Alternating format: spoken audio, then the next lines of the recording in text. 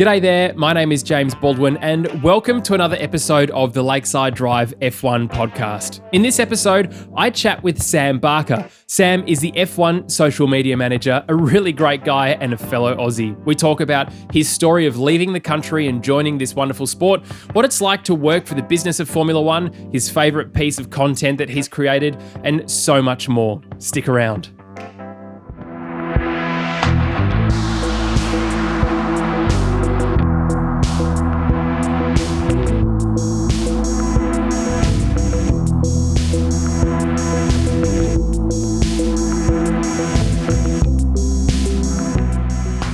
So Sam, thanks so much for joining us on Lakeside Drive. And look, thank you for being such an incredibly important part for the show, for the three of us to where we're at. Many people might not know that you and I had a conversation midway through last year that helped us launch into the rebrand and to YouTube and everything else. And doing that whilst absolutely crushing it in terms of promoting the sport of Formula One is such a cool thing. So I really appreciate your time. Thank you for that. But what I thought we should do is start back at the very beginning, go back to your beginning, and please tell us, what was it like growing up in Australia and specifically around Newcastle?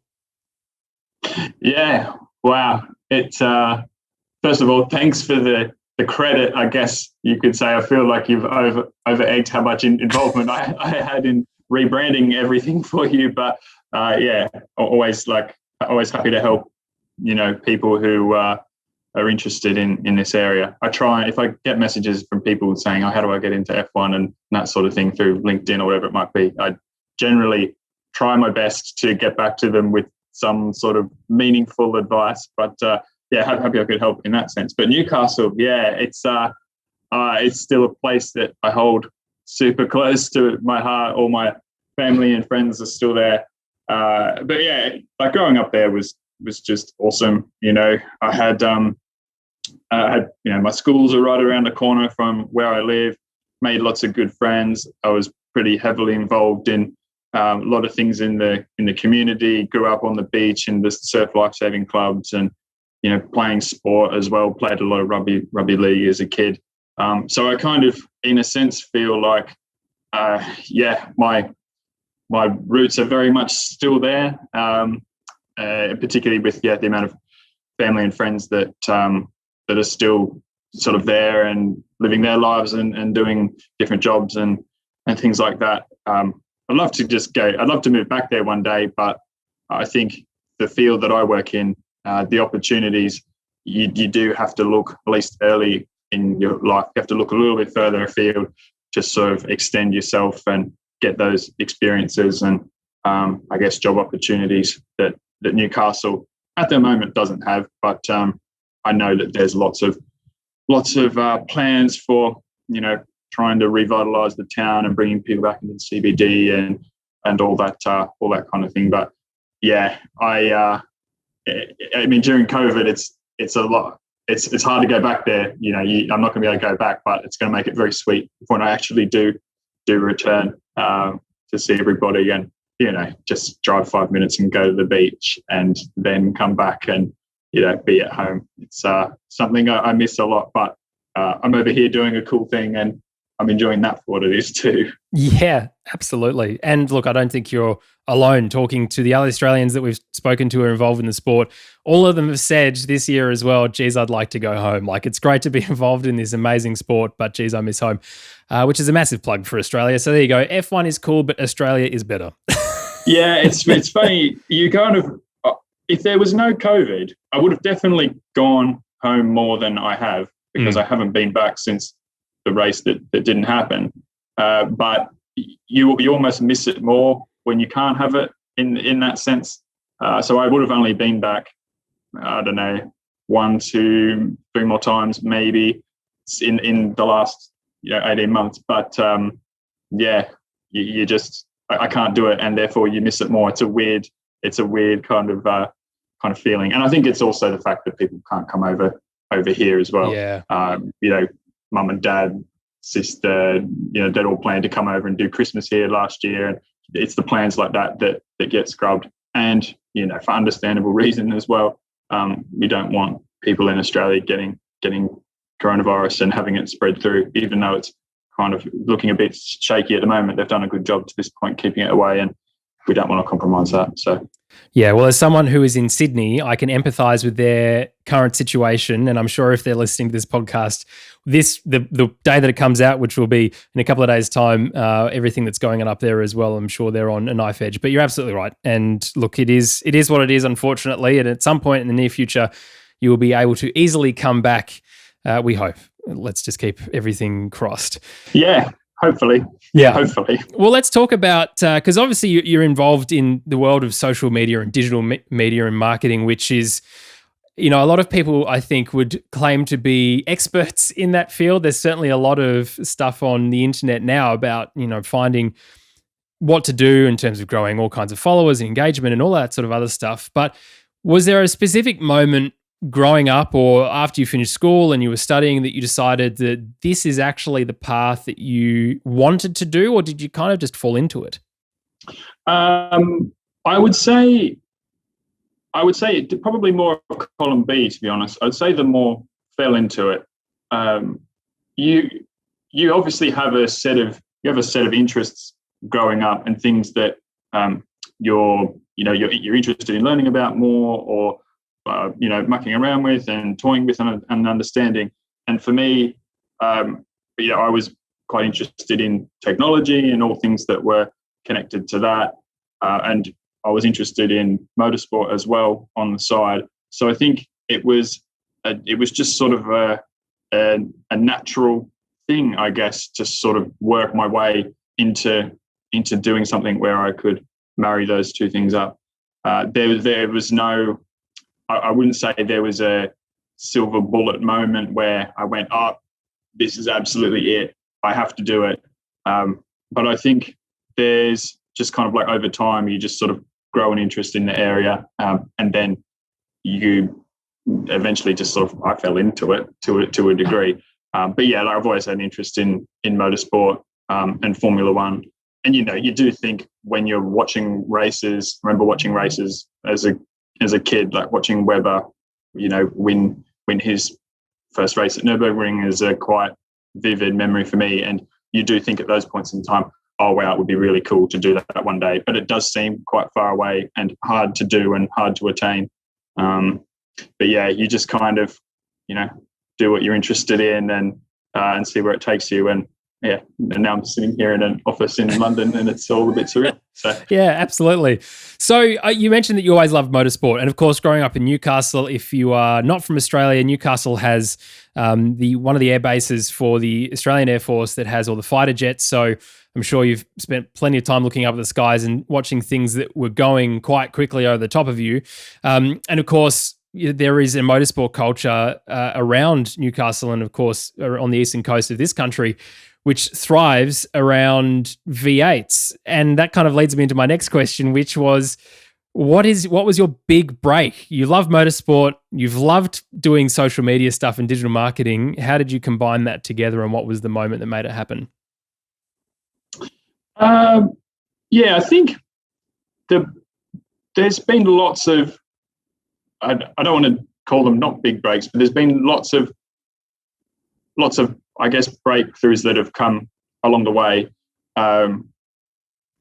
Like sitting here looking back, probably like pivotal moments, I would say, where at the time, they might not seem like such a big deal, but reflecting on it, they really did change the path of what I was going to do and where I was going to go.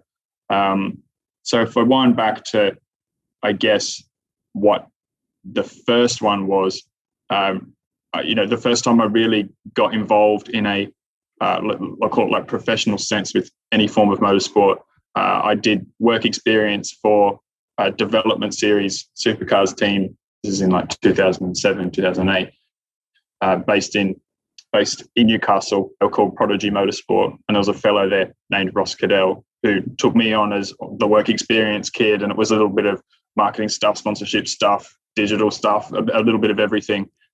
So that, I guess, if you look at the first marker in the sand, that's probably where it all kind of started.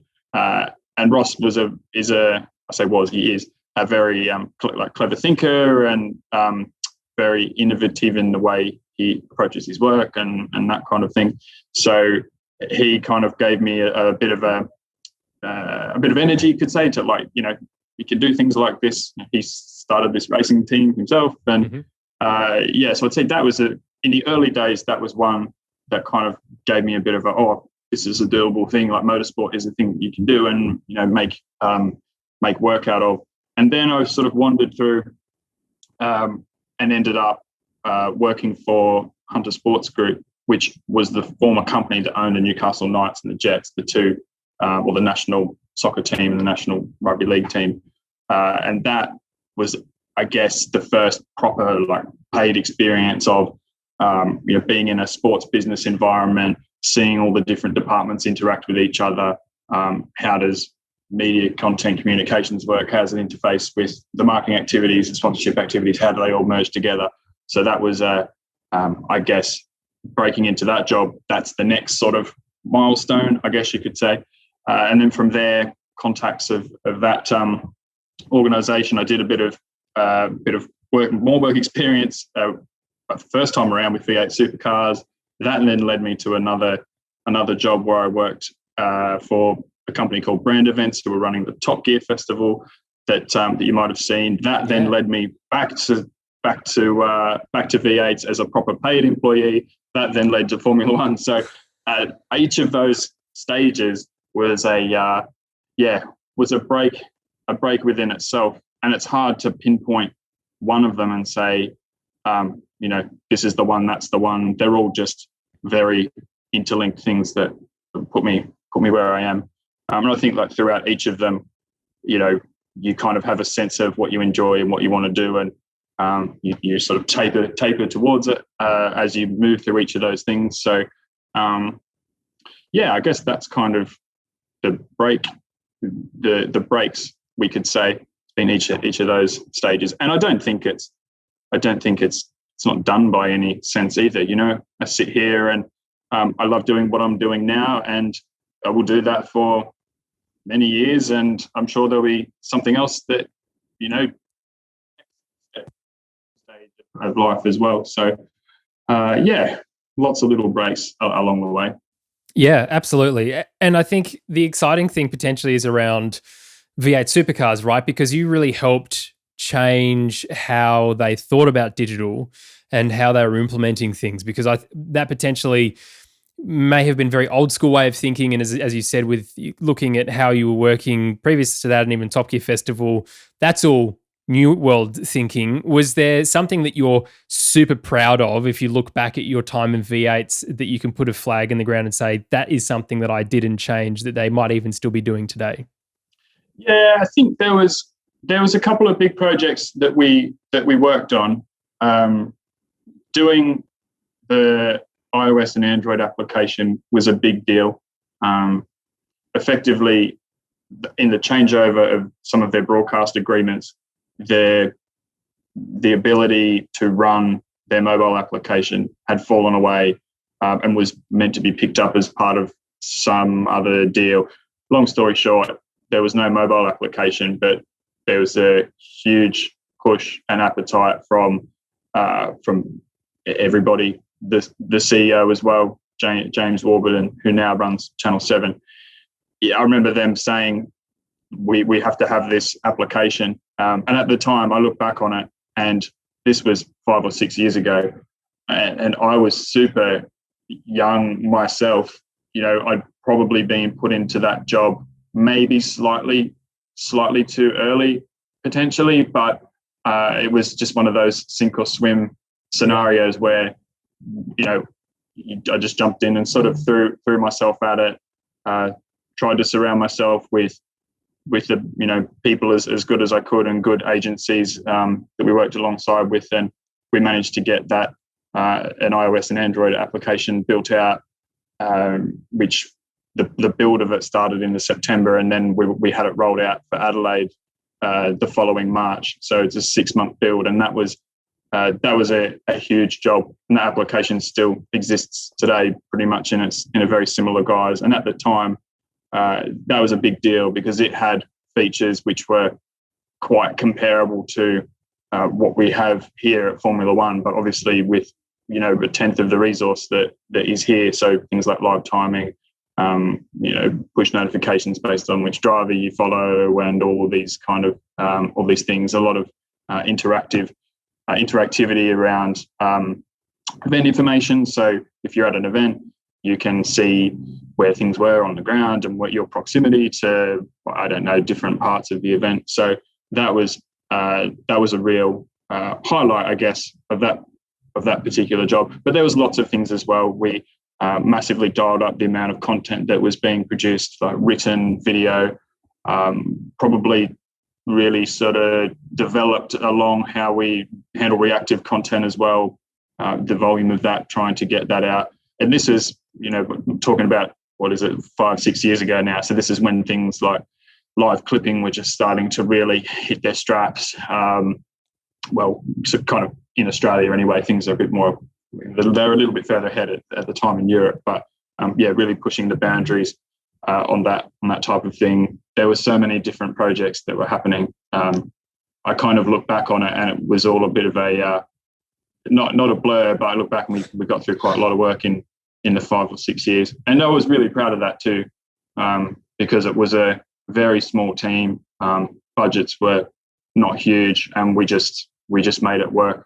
I almost, in a sense, look back on it like an apprenticeship in a way, being put into a job maybe a little bit too early, the sink or swim feeling, having to understand and learn everything, how all the different parts of the business, the sport, and fit together and how do you surface that and present it in a digital sense.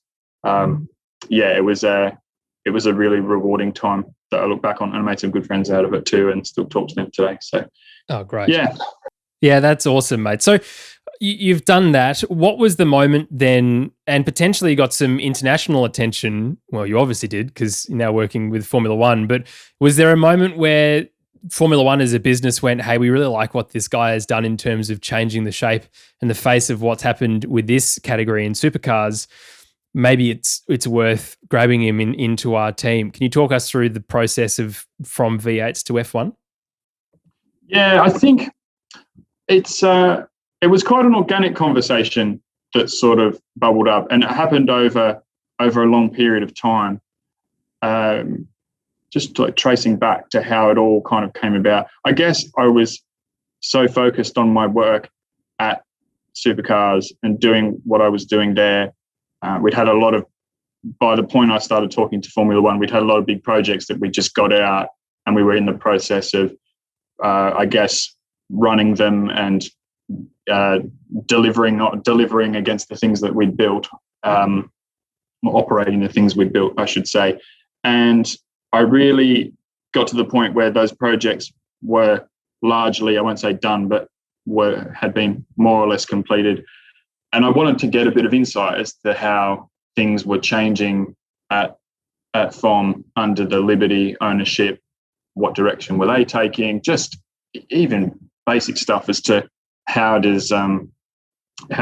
structurally the company work, and more with the mindset of what learnings can I take and improve my patch at Supercars and that kind of thing. So I found, and this is going to sound really just a bit blasé, but I found the director of digital at the time for FOM on LinkedIn, a guy called Frank Arthofer. And Frank, American guy, he's like ex-ESPN and Boston Consulting Group and kind of these big, he worked for these American businesses and quite well experienced guy, really nice guy. And just straight up messaged him on LinkedIn and said, hey, I just want to have a chat about, what we're both doing. We've got similar things that we kind of work on. Do you want to have a chat? If you don't, I don't mind either. So he got back to me really quick. And then this was at the start of 2018.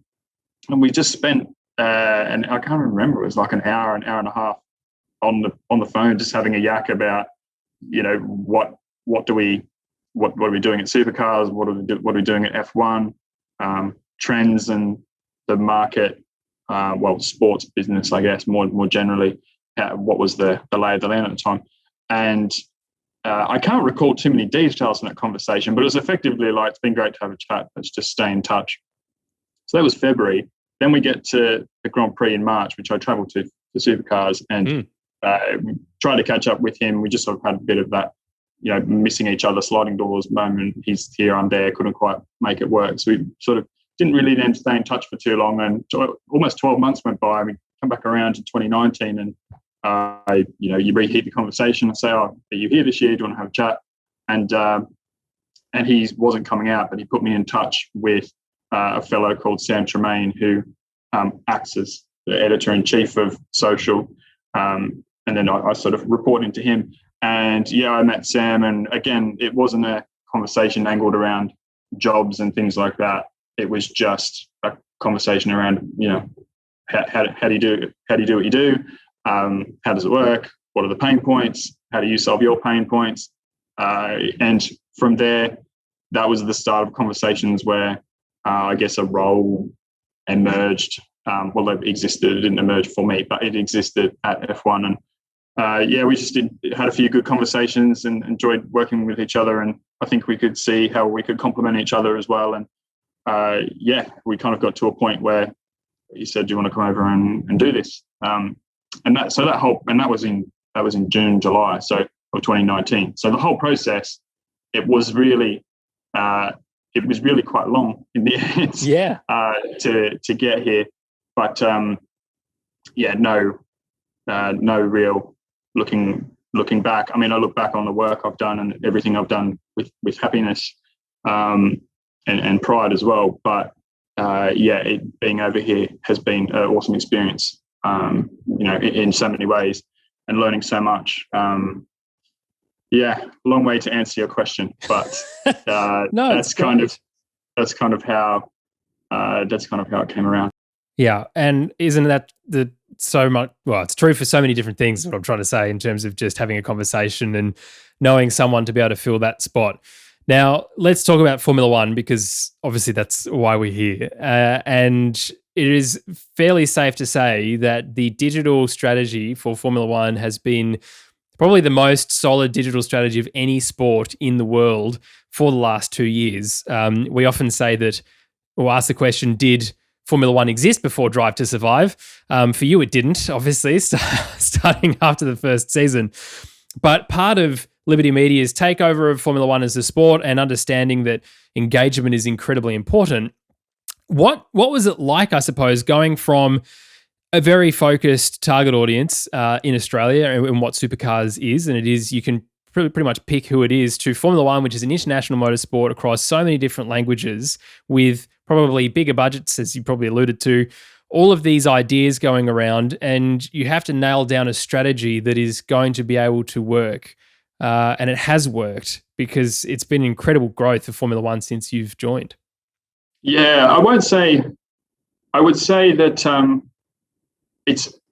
I guess the first thing to probably call out is that it's very much it's a shared team collaborative approach to what we do, and setting the direction and the strategy. And I 100% would not sit here and say I own this 100%, because it's just not true. I don't. It's a group of very clever people who are passionate about the sport, but also passionate about the fan base, and I guess the fan perspective of the fan perspective of Formula One, and want to cater to them and satisfy that. So I won't say I own it by any stretch, but I think that at the core of it, like I just alluded to, is it's got to be for the fans. It's got to be authentic. It's got to be genuine storytelling. It needs to really take into account what everybody's thinking, feeling, saying, what storylines you need to engage people based on what's going on. It can't be, social in general, it can't be here's the message I want to push. It needs to be a reflection of what is happening on the ground, what is happening in the sport. So there are obviously times where there are messages that we need to communicate and get across. But when we do need to do that, we think about, okay, how are we going to present this in a fan-friendly way that they can understand and engage with. We want to play along with the fans, play along with the audience and with our followers, rather than speaking at them. So we kind of want to be one of them, I guess, in a way, is a way of describing it. But I think as far as the growth of what the accounts have achieved over the last couple of years, well, really since the dials got really turned on. You have to remember that we're quite late started to social once Liberty took over. Yeah. But I think we've done really well in catering to our core audience and reflecting what happens on the track. Very, very well through the way that we produce highlights, produce clips, produce graphics and other content that gets shared. So we do a really good job of surfacing the core stuff that happens on the race weekend.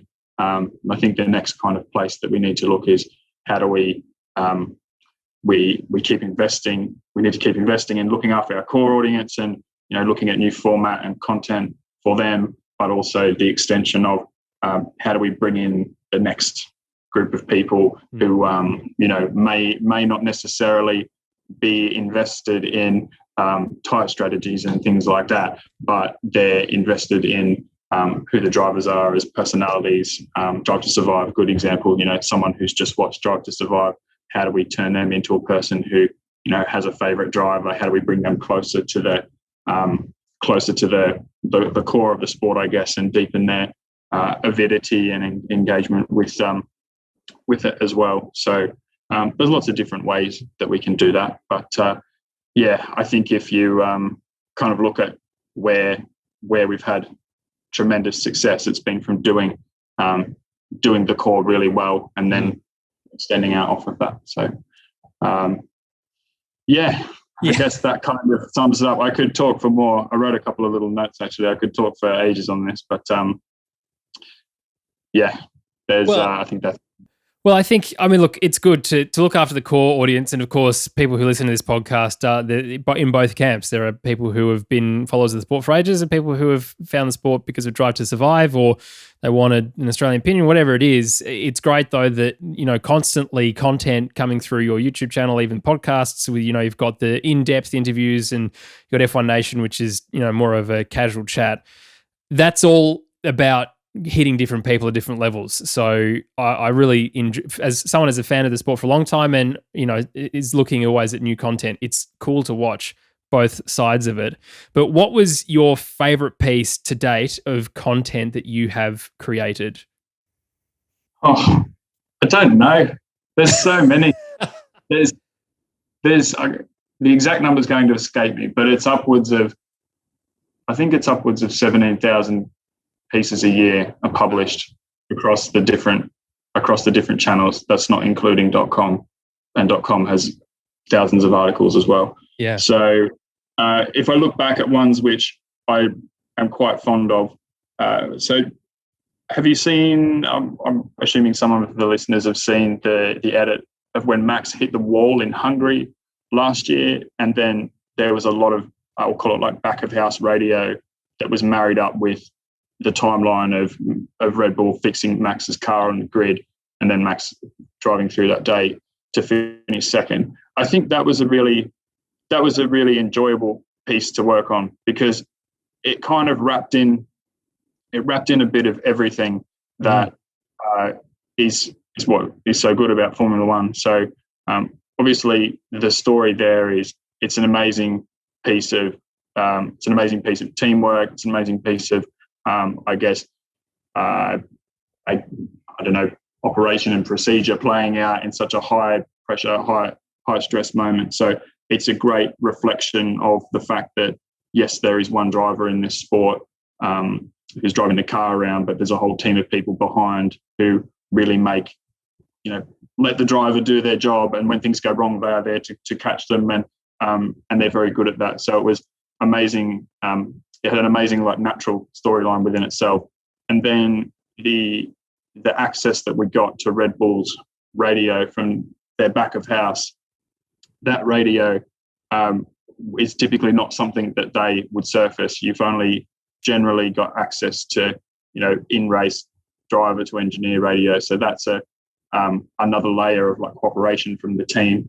So to get the trust with the team to handle that sensitive radio and roll that into that video, that's a personally quite rewarding thing to do that and collaborate with them. And then I think the part which makes it even more special, this particular piece of content, I'm talking about it too much, but it's just another layer of storytelling that the international feed doesn't have the time to really surface. Obviously, it's there to tell what's going on, and they do a phenomenal job of showing what's happening on track and building tension and suspense around certain moments like they did on that day. But because so much of the sport, well, there's so many things happening on track and at a particular time, they can't dedicate obviously 10 minutes to servicing something like that. So it gave fans a real extra insight on top of what you see on television. And I think that's where we've got a really important role to play. And back to that servicing the core, we do that quite well, is taking fans beyond what you see in the 90 to 120 minutes on television. We're there to extend that, and that piece where Max hit the wall, that really truly did that, because without the work that the team here do, producers and editors and my team as well, that fans wouldn't have seen that. So I think that was a personally quite rewarding bit. But there's been heaps of stuff. I had quite a bit to do with Weekend Warm Up, which is the Thursday show at circuits at the tracks each time on YouTube. Had quite a bit to do with that in its initial setup. So to see the popularity of that steadily rise has been really good. So that's personally been quite rewarding. What else? Car launches at the start of the year. That's one of my beats as well that I looked after. So, when you're sitting at home or wherever you might be and you're managing the live streams, there's 150,000 concurrent viewers watching McLaren launch that you've collaborated with McLaren to go and stream it on your channels and their channels, and you're cross-promoting and doing all those kinds of things. So I think there's lots of little beats. But if you're going to pin me against one thing that's ticked a lot of boxes, the Max Hungary thing was very cool.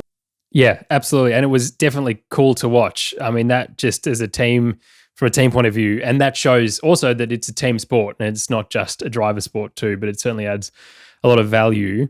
If you were to say that you had a couple of people who were very influential to you in terms of where you are potentially now and how you do your social stuff, is there someone or a couple of people that come to mind for you?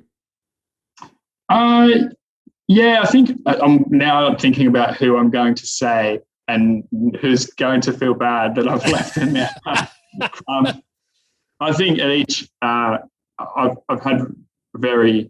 been surrounded by very good people at each sort of stage that I've had. I've been very lucky to work with some very clever, very talented people.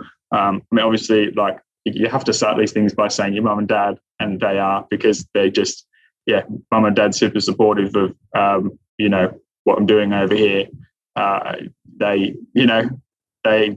could have said, "Oh, we prefer you didn't do that," but they never like that. They say, we know you're interested in Formula One and you've wanted to do that for a while, so go and do that. So I mean, you can't go past mum and dad. But I think at Supercars there's quite a few people, but I think not coming from a strictly editorial background, coming from more of a marketing background, at Supercars I worked with some quite clever journalists who really helped me, I guess, get my eye in, taper me a bit for how to sense storylines and how to understand news a bit more, even just basic, some basic things of how to spot storylines and things like that. So guys like Stefan Bartholomeus, who worked for Supercars for a while, wrote for speedcafe.com, Mitchell Adam as well, who was at Supercars for a while, but we did a 5-year stint in Europe with Autosport, working on MotoGP, and I think he did DTM and a bit of F1, smaller sport of stuff. Cassie Gadicki before that, who was sort of the first, I guess, editorial journalist I worked with as well. So I think that kind of group of people really helped me get my eye in for where the stories are. So they're still good friends, and I still talk to them. And then at Formula One, in terms of influence, the ability or the way Frank spoke to me, in those early conversations, and then, my current manager, Sam Tremaine, as well.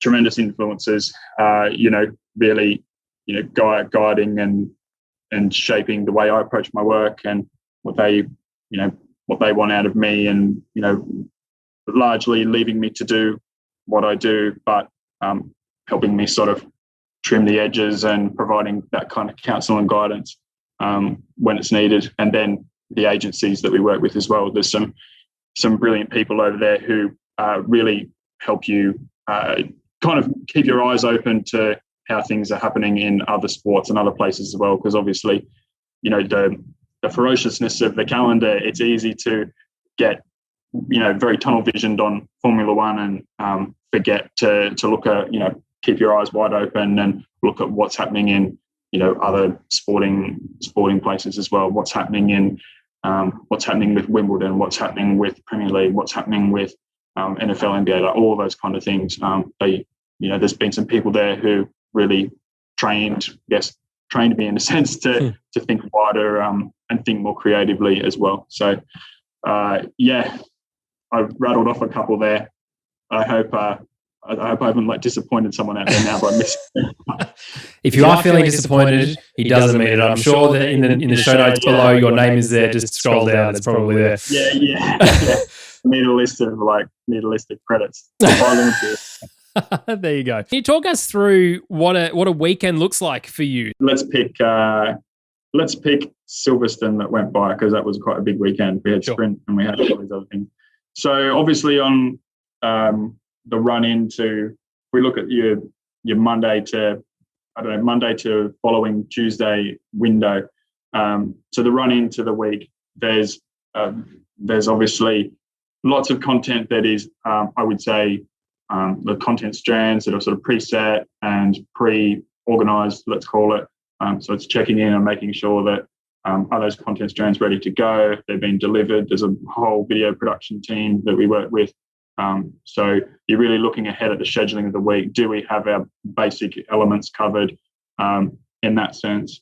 Then topping that up, what are the extra things, clips and other bits of content? What are the storylines we need to chase out of that? Are we prepared for those going into the race weekend? So if you're looking at Silverstone as an example, what have been the great battles from there over the years? Do we have those ordered up on video? Have we scheduled them? Are we just doing it? How are we actually publishing and approaching that? What's the actual content that the story we're trying to tell here? So there's that kind of base layer of pre-preparation, and then it's that wider thinking around what are the scenarios or eventualities that could happen over the race weekend that we need to be prepared for. So Lewis winning 100 races, that's been sitting on the table for a long time now. So do we have all the content ready for that? Do we have our plans ready for that? So I guess a lot of that run up to the race weekend, pre-preparation. And then you sort of approach Thursday, which is I think of it as the first day of the weekend, essentially the media day. Press conferences are going to happen. Do we have eyes on the press conferences? What are the storylines that are coming out of it? Do we need to react to those and create content out of them? Do we need to counsel anybody on any messaging out of things that may have been said or done or connected to the press conference? So what are we reflecting out of that? And then on the ground itself, there's always content being captured on Thursdays as well. So do we have features being captured on the ground? weekend warm-up happens on a Thursday. Has that come down? There's lots of different, coordination pieces that happen on that Thursday. And then we're into the race weekend itself. So you're looking at obviously each of the sessions. There's coverage live on Twitter. There's videos that are requested out of each of those sessions. There's again, it's similar stuff. What are the storylines we need to cover? How are we covering them, essentially? Are there any sensitivities we need to be aware of? And then, as you progress through the race weekend, you start thinking about what does the following week look like?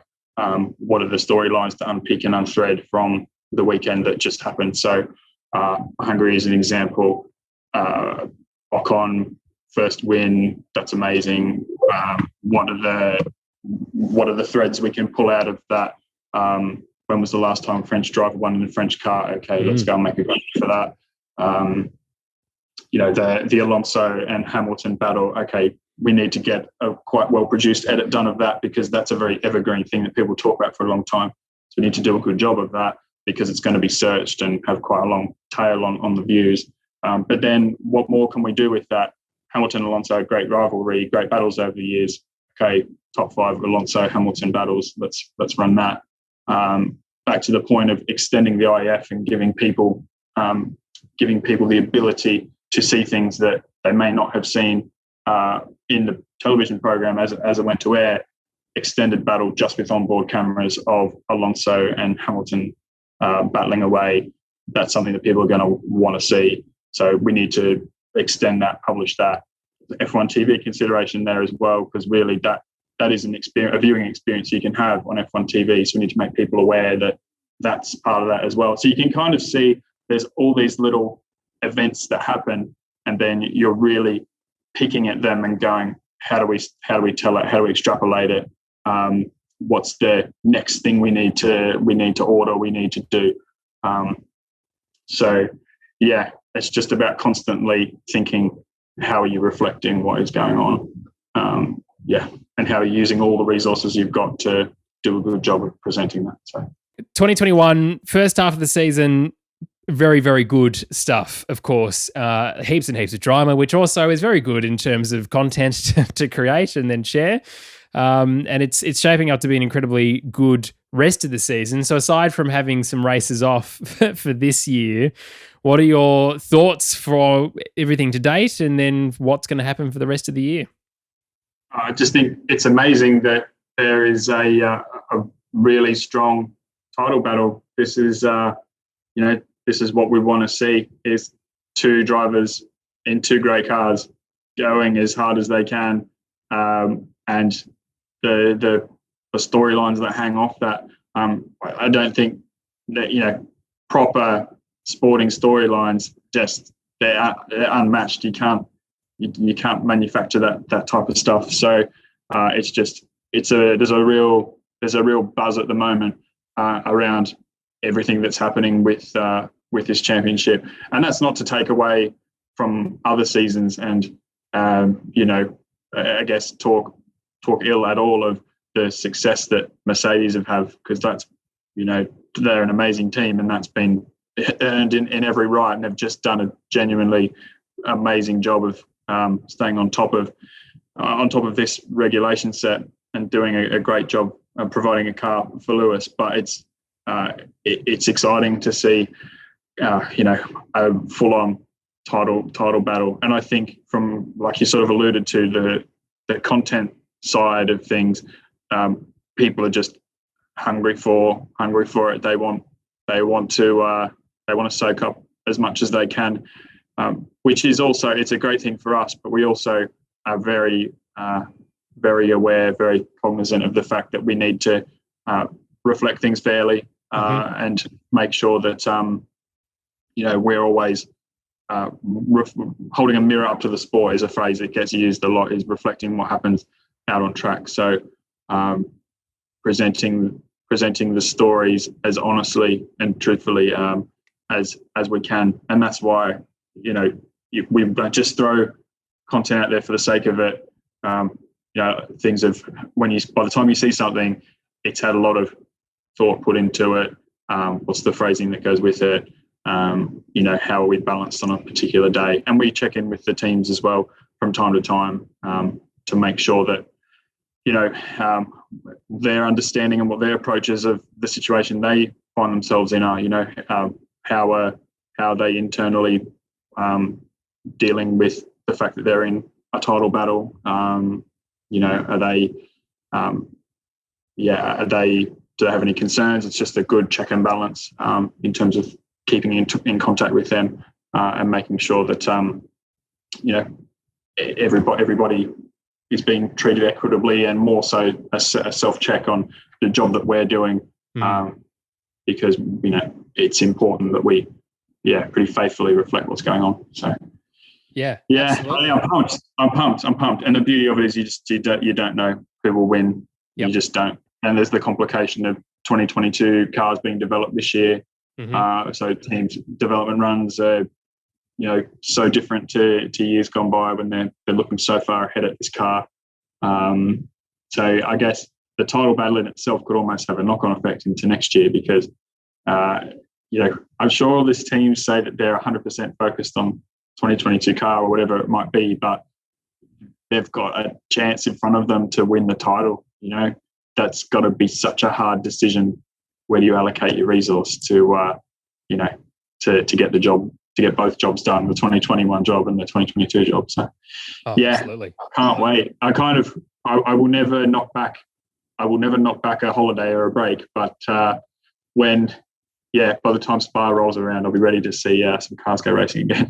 Oh, absolutely. And, I think it's interesting that you say, because, of course, one of the teams who was involved, Red Bull, did exactly that in 2013 with Seb, threw everything they had at getting that championship for him, and they absolutely crushed it that year. And then, regulation changes and they found themselves not where they thought they would be. So as you say, there is so much jeopardy in terms of what you decide. And now, of course, there's development tokens and budget caps, and it's good. It's great. It's changed. It's exciting. It's awesome. Yeah. It's genuinely it's refreshing to get that come through, that storyline. That's awesome. Well, look, you mentioned there in terms of other social media managers from other teams, and of course, you don't only have the ability to reach in terms of the story of Formula One through people who are engaged through your channels, but you have the plethora of social channels I think Red Bull have about 10 different social channels that constantly reshare all of the stuff that comes out of their stuff in different parts of the world. You've got all the drivers, of course, as well. It must be an interesting vibe, and the politics aside of it in terms of who's going to win the championship. But from your point of view as running social media for the company or the business of Formula One, and then all of these other 10 individual Formula One teams, as well as the FIA and then the drivers and everything else going on, what's the community and the culture like in that space between you and the other yous, I suppose, in those different spaces? Yeah, it's really good. We have good relationships with all of the teams, good lines of communication as well. So as a very basic example, there's WhatsApp groups with every team that have the relevant people on each side from a digital perspective. I'm sure other parts of the business have their various workflows and that sort of thing, but very open and genuine communication lines with them. They're quite proactive in terms of flagging things up that they think might be good ideas or things that they've got happening or opportunities that they've got. Also broadly, very cooperative when it comes to lending out driver time to make certain features and do certain things. So things that you see on ground, I'm not sure if you saw the Codemasters EA Sports ranking video where the drivers ranking each other. So that was one that I worked on with a couple of guys in the team here, and they're well up for ideas like that. They're really good, very very proactive. It's not just the race weekends we hear from them. I get texts from them daily. So it's good, and I think they know within themselves that the whole thing works better if we all work together. Even across the team. So, you see teams having banter with each other and things like that. And whether it's your cup of tea or not, I don't know. But they know within themselves that if they're providing entertainment for their fans and speaking to their audiences, and in the way that they have crafted and built, it's good for them. So everyone at the end of the day is chasing engagements for themselves and for the sport to make the whole thing as big as it can be. So I think the teams do a good job of reflecting the sport themselves as well. And they've got great access, and they use that quite well as well. Things like McLaren's Unboxed series, Alpha Tauri do a similar one as well. Mercedes do great jobs with their post-weekend debriefs and things like that. So they're very capable people at the teams. This might be an unfair question to ask, to be honest, because it might fall into the same line as who is inspiring to you. But do you think maybe I won't ask, is there one team that's crushing it, but is there a piece of content that you didn't create that might be in amongst the team's sphere of influence that you really enjoyed as a fan working in Formula One? There is. On the whole, I do enjoy quite a lot of the things that get produced out of the teams. I don't quite know. It's hard. Again, I don't want to single teams out or people out. It's really I've got the full diplomatic hat on here, trying not to pull it out. I think it's the way in which I'm going to pick one. I think the way in which Alfa Romeo have been able to unlock a bit more of Kimi has been quite nice over the last 12 months. Yes, and I think that, again, it's not to discredit anything that the other teams are doing, because they'll do a phenomenal job. But I just think seeing Kimi in the later parts of his career have a bit of fun, and the Alpha guys reflecting that, even just for simple stuff, has been quite nice. And I think for the most part, it's a lot of it's genuine as well. Kimi's saying these things, doing these things, and he is being who he is in a way. Yes. So and he's just a different character to everybody. But all the teams, they've got great stuff that they all do. McLaren Unboxed is one that's good access. All the teams, there's all accesses. Provide good perspective into what they do. A lot of them are jumping on board TikTok now, and some of the creativity that's come out of the videos they're making on TikTok has been great to see, because it's just a medium and a platform that we never really haven't seen teams produce videos like that in that much more, I guess, meme style. But I'm not going to single one out and say these guys are the best or these are. I just so we don't want them to put you in the bin. Fair enough. But I think we can all agree, Kimi driving Giovinazzi around the Nordschleife and him scaring the pants off Gio was a very good bit of content to watch. And also the very recent one that you put out in terms of naming the world champion, when you realized that he didn't have to do the rest of it if he just buggered it up after naming himself a double world champion, was also very funny. That was good. And I guess we sort of talked about it a bit before, but that extending the audience part beyond the core, that's the kind of content that we are really excited to try and do more of and unlock a bit more of. So you don't need to understand anything about cars racing on a track to enjoy that.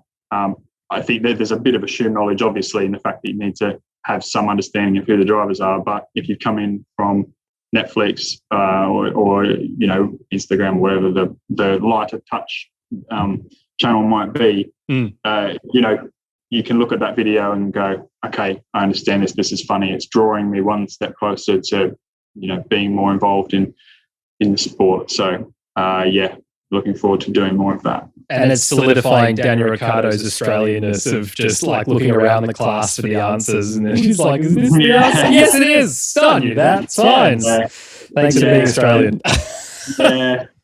Daniel's,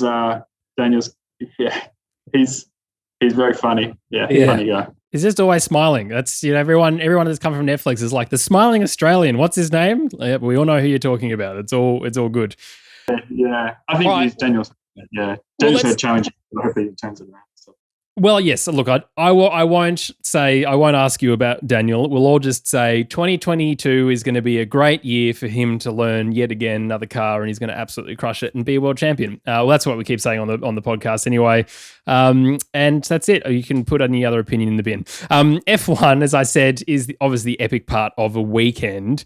But of course, and maybe it's slightly different this year compared to, well, I mean, you started in COVID, but in previous years you'd have F2 and F3 in the same weekend. And of course, that's now spread out. So potentially the workload isn't quite so much. But there is amazing racing in, people will say, oh, well, Formula One's quite boring because of, X, whatever. Lewis is always winning. But if you watch F2, even last year and especially this year, and F3 and then W Series, you have this amazing motorsport at your fingertips to sort of value out, I suppose, to the weekend. So from your point of view, sort of two questions here. As a fan, do you get an opportunity to watch some of that racing?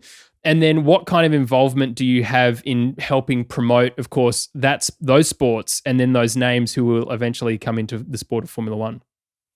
Yeah, so the first question, do I watch it? Yes, but probably not in the same way that I watch Formula One, but Formula Two, and Formula Three, they're part of the family, I guess. Is the best way to describe it. Keep an eye on the races, look at the race results. You watching as an Australian, watching Piastri last year, through F3 and winning that title, and how he's going this year in F2. Like, that's interesting personally for me. It's interesting.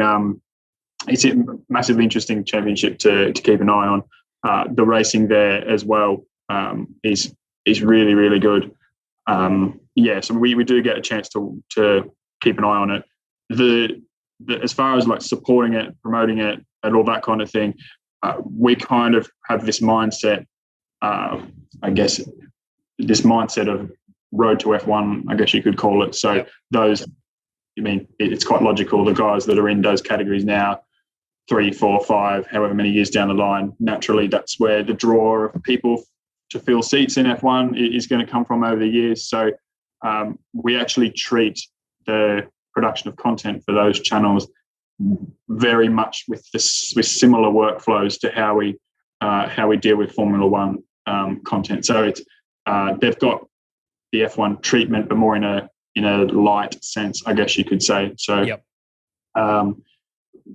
It's kind of, there's synergies, I guess, to use a management's big word. There's synergies there between the way we work in F1 and then the output that lets us do on F2 and F3. So again, it's a similar. There's a bit of overlap as well between the social producers that we have for Formula One channels, and then Formula 2 and Formula 3 is a bit of overlap there. So lots of shared knowledge, expertise across all three of the series. So it's another kind of piece to add to the thought process as well. Absolutely. And as an Australian fan, as you said, Oscar Piastri in F2, and then this year F3, Jack Doohan is doing a great job as well. So we've got Aussie stock coming through, which is very exciting for us. That is for sure. All right, mate. Well, look, you've been very generous with your time, and thank you. So let me finish off with this question. If you were sitting on this side, apart from driving to Newcastle, although I'm in Sydney, so you probably wouldn't be allowed to do that, but apart from traveling to Newcastle, what would be the question that you would ask yourself? Ask myself. I would say probably in a work sense, I would say, if I talk to myself the other side, what's the thing you need to be doing in 12, 18, 24 months time, and start doing it now or work towards it. So, I would say, what should you be doing in 12 months time?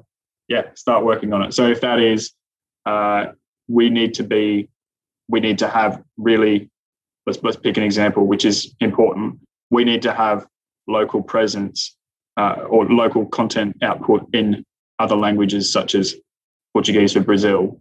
Like in 12 months time, we should have that running, and that's a thing we should be doing.